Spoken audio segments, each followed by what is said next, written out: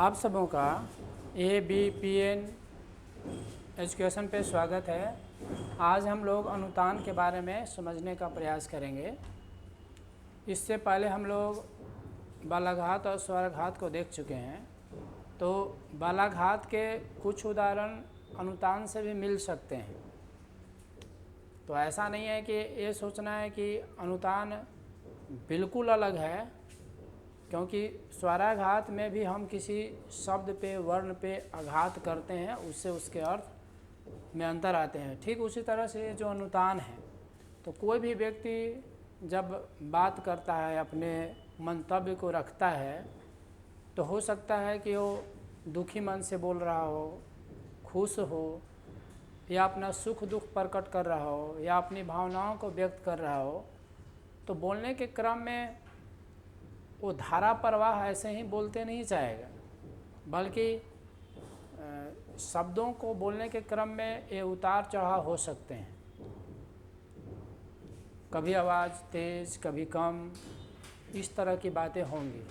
और ये जो कम और बेसी जो बोल रहे हैं कि आवाज़ें कम या तेज़, तो यहाँ पे भी बलाघात आता है।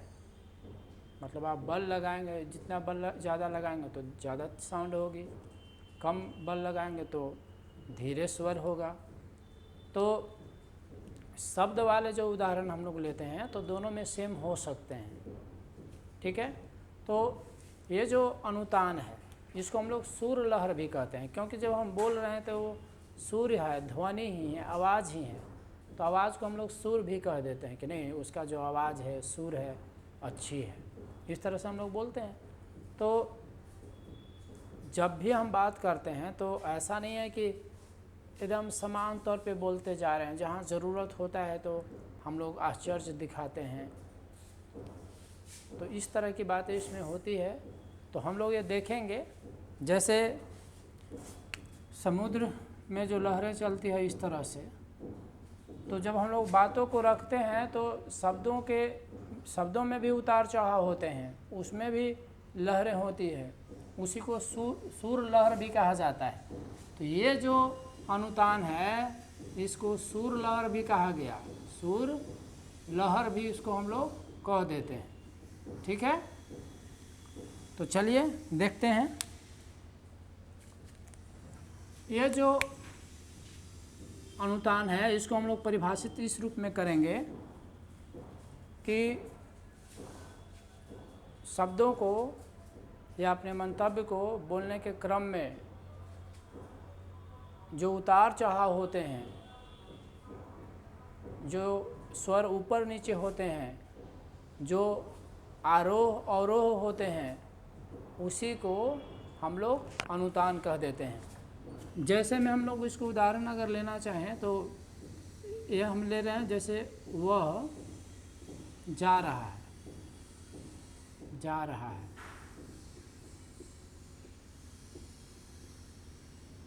वह, देखते हैं, उसके बाद हम लोग उच्चारण करेंगे।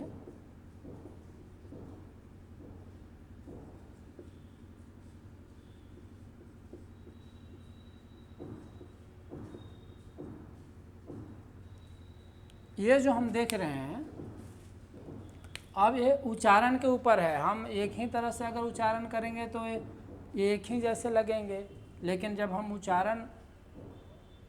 हम इस नियम के हिसाब से चलेंगे, मतलब एक जो भाव होता है उसके हिसाब से, कि भाव स्पष्ट हो, तब इसको हम लोग इस तरह से उच्चारित करेंगे। जैसे वह जा रहा है, तो वह जा रहा है, जैसे आप साधारण जो हम बोलते हैं यहाँ, वह जा रहा है, तो इसमें ध्वनियों में उतार चढ़ाव नहीं है, ये समान हम बोल रहे हैं कि वह जा रहा है। ये नॉर्मल है, कोई खास उस तरह से दिख नहीं रहा है कि कोई आश्चर्य या दुख या किसी तरह का कुछ हम सवाल पूछ रहे हैं, उस तरह का कोई भाव हो। बस ऐसा ही वह जा रहा है। तो इसमें जो है कोई भी जो शब्द है हम बोल रहे हैं, तो उसमें किसी तरह का विशेष भाव उस रूप में नहीं है कि ये जो ध्वनि ऊपर नीचे हुआ हो। लेकिन अगर हम इसको उच्चारित करें, ये उच्चारण करने के ढंग के ऊपर है। जैसे हम ये बोले कि वह जा रहा है, तो ये नॉर्मल है, इसमें किसी तरह का कोई अनुतान का प्रयोग नहीं हुआ है। लेकिन ये हम बोलें कि वह मतलब ये सामान्य कथन है एक तरह से। और आप ऐसे कर लीजिए 1 2 और ये 3, इस तरह से हम सोचेंगे, उदाहरण के लिए के वाक्य है। तो वह जा रहा है, इसको हम बोलेंगे कि वह जा रहा है। देखिए इसमें वह जा रहा है, वह जा रहा है, तो बीच में ध्वनि उठेगी, वह कम है, वह जा रहा है, तो बीच में ध्वनि मतलब ये जो सुर लहर है ऊपर उठेगा।